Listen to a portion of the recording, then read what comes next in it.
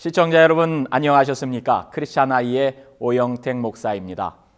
지난 한 달가량 조국 대한민국에서는 일제강점기가 한국 사람들에게 근대의 시간 개념을 깨우쳐 주었고 위안부가 일본군을 따라다녔으며 쌀 수탈이 아니라 수출이라는 표현 등으로 인해 친일사관으로 쓰여진 역사교과서가 아니냐는 논의로 한바탕 소단을 겪었습니다.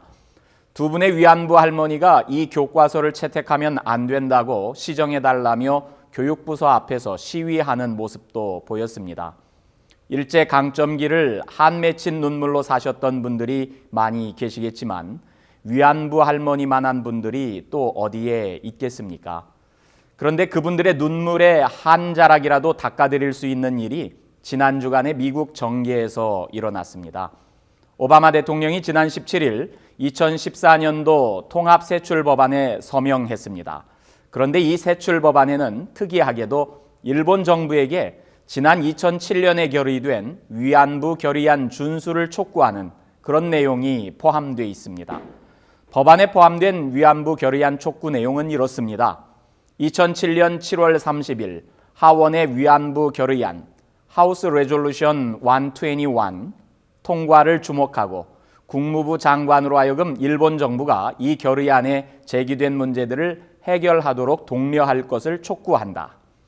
2007년 하원이 결의한 위안부 결의안은 위안부가 2차 세계대전 기간 중에 일본 정부에 의해 벌어진 20세기 최대 규모의 인신매매 사건의 희생자들로 집단 강간과 강제 유산, 수치, 그리고 신체 절단과 사망 및 자살을 초래한 성적 폭행의 희생자인 것을 규명하고 있으며 일본 정부로 하여금 4개의 세칙을 시행하며 일본 정부가 공식 사과하도록 요구하고 있습니다.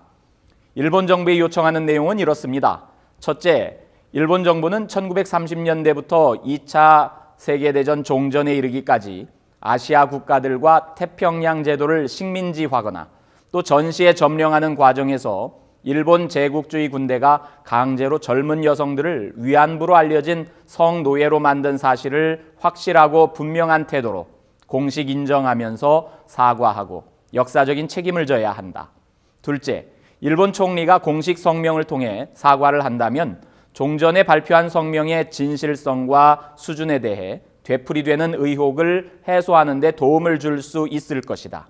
셋째, 일본 정부는 일본 군들이 위안부를 성노예로 삼고 인신매매를 한 사실이 결코 없다는 어떠한 주장에 대해서도 분명하고 공개적으로 반박해야 한다.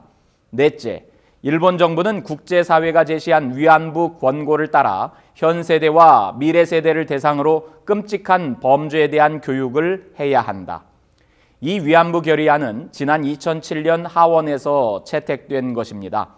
위안부에 관한 내용이 결의안으로는 채택되었지만 정식 법안에 담겨서 상정되고 행정부의 시행에 이른 적은 없었는데 근본의 정식 법안 가운데 위안부 관련 사항이 담긴 것입니다.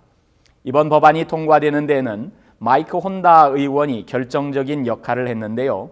그는 일본계 3세이면서도 일본의 잘못된 역사 인식을 바로잡아야 한다는 소신이 뚜렷한 인물입니다.